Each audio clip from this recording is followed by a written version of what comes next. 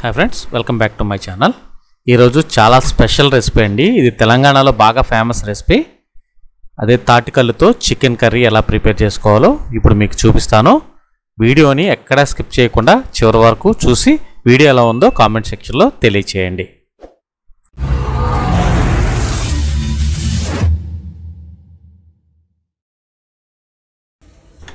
ఇప్పుడు ప్రిపరేషన్లోకి వెళ్దాం. ముందుగా స్టవ్ మీద ఒక కడాయి పెట్టుకోండి. ఆ కడాయిలో ఆయిల్ పోసుకోండి. ఈ ఆయిల్ కూడా వేడెక్కనివ్వాలన్నమాట. ఆయిల్ వేడెక్కిన తర్వాత ముందుగా మనం కోసి పెట్టుకున్న ఉల్లిపాయ ముక్కలు, పచ్చిమిరపకాయ ముక్కలు వేసుకుని చక్కగా వాటిని కాసేపు మగ్గనివ్వాలన్నమాట. ఈ రెసిపీ తెలంగాణలో చాలా ఫేమస్ అండి. ప్రకృతి సిద్ధంగా లభించే తాటికల్లుతో ఈ రెసిపీని ప్రిపేర్ చేస్తారండి. ఫ్రెష్గా తీసిన తాటికల్ని తెలంగాణలో నీరా అంటారండి. ఆ నీరాతోని ఈరోజు రెసిపీ.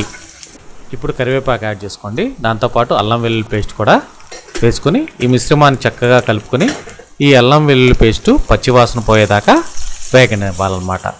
ఈ తాటికల్లులో చాలా ఆరోగ్య ప్రయోజనాలు ఉన్నాయండి. డయాబెటిక్ వాళ్ళు కూడా ఈ కల్లును సేవించవచ్చు అన్నమాట. ఇప్పుడు ఈ ఉల్లిపాయలు అల్లం వెల్లుల్లి పేస్ట్ చక్కగా వేగింది కదండి. ఇందులో ఒక 1/2 kg చికెన్ యాడ్ చేసుకున్నాను. ఈ చికెన్ కూడా చక్కగా బాగా కలుపుకొని దీన్ని కూడా కాసేపు మగ్గనివ్వాలన్నమాట.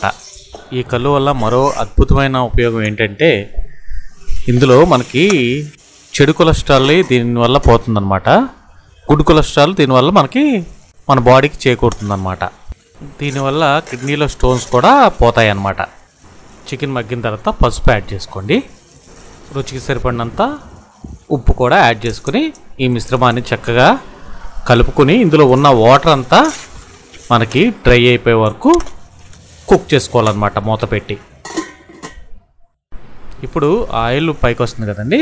ఈ స్టేజ్లో మనం కారం యాడ్ చేసుకోవాలి. ఈ కర్రీకి కారం ఎక్కువే పడుతుందన్నమాట. కారం వేసుకుని చక్కగా ఈ కారం ఈ ముక్కలకి పట్టేటట్టు శుభ్రంగా కలిపి మళ్ళీ కాసేపు కుక్ చేసుకోవాలన్నమాట. మరి ఎన్నో ఉపయోగాలు ఉన్నాయి ఈ కల్లుతో మనం కర్రీ చేసుకుంటున్నాం. చాలా బాగుంటుందండి. ఇందులో అద్భుతమైన ఇంకొక గుణం ఏంటంటే గ్యాస్ట్రిక్ ప్రాబ్లం ఈ మధ్య చాలామందికి ఎక్కువైపోయింది కదా. దీనివల్ల అది కూడా చాలా తగ్గుతుంది. అట్లాగే కంటి చూపు కూడా చాలా మంచిదన్నమాట. ఇప్పుడు మనం కర్రీ దగ్గరికి అయిపోయింది కదా, ఆయిల్ పైకి వస్తుంది కదా. ఇప్పుడు ఇందులో మనం ఏదైతే మనం తెచ్చిపెట్టుకున్నామో ఈ నీరాని యాడ్ చేసుకుందాం. తెలంగాణలో దీన్ని నీరా అంటారు. ఫ్రెష్ కల్ని మనం యూజువల్గా కల్లు అనిపిస్తుంది అనమాట.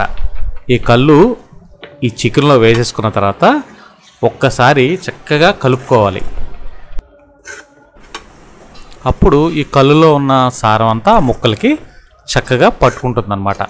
ఇలా వేసుకుని చక్కగా కలిపేసుకున్న తర్వాత మూత పెట్టి ఒక 10 నిమిషాలు కుక్ చేసుకోవాలి. అప్పుడు ఈ కల్లు చక్కగా ముక్కల్లోకి పట్టుకుంటుంది అనమాట. చూసారా, దగ్గరికి అయిపోయింది. ఆయిల్ కూడా పైకి వచ్చింది కదా. ఈ ఆయిల్ పైకి వచ్చేసింది అంటే ముక్క ఉడికిపోయిందనమాట.